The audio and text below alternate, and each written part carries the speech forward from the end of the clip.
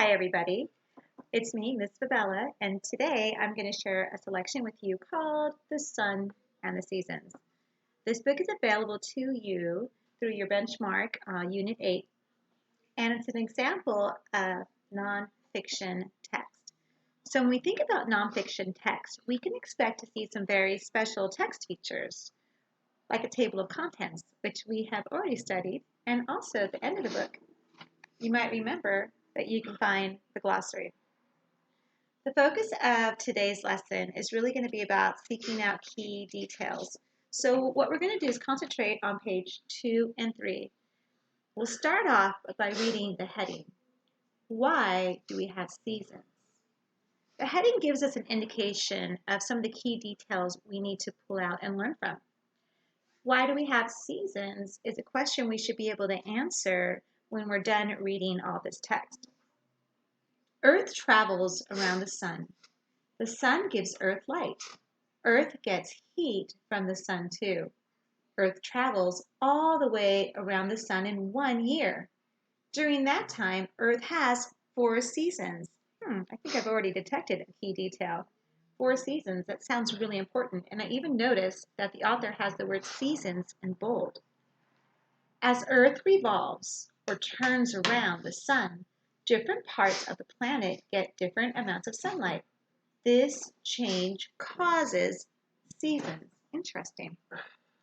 Now the author has also included some illustrations here that show the model of the sun and the earth. And there are some words here, and I bet you remember what those words are called. Can you remember what it's called when the author or the illustrator names parts of a picture? That's right. It's called a label. And down here, there's some blue text that describes the picture. And I bet you remember what it's called when the author includes text below a picture that tells you more information about it. Can you remember? You're right. It's called a caption. The equator divides Earth into north and south. And there's the word equator right there, with an arrow pointing to this yellow line. That represents kind of cutting the Earth into 2 parts, north and south. Over here we have another illustration with more of these special labels. This picture shows how Earth moves through the 4 seasons. Each year, when it is summer in the north, it is winter in the south. Now I'm going to go back to that heading. Why do we have seasons? You go back and read that heading and you're not sure why we have seasons, even after reading the information and looking at the illustrations, you can read it again.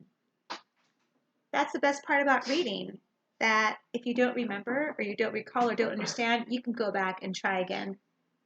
So why do we have seasons? It's because Earth revolves or turns around the sun, and different parts of the planet get different amounts of sunlight, and all these changes cause seasons.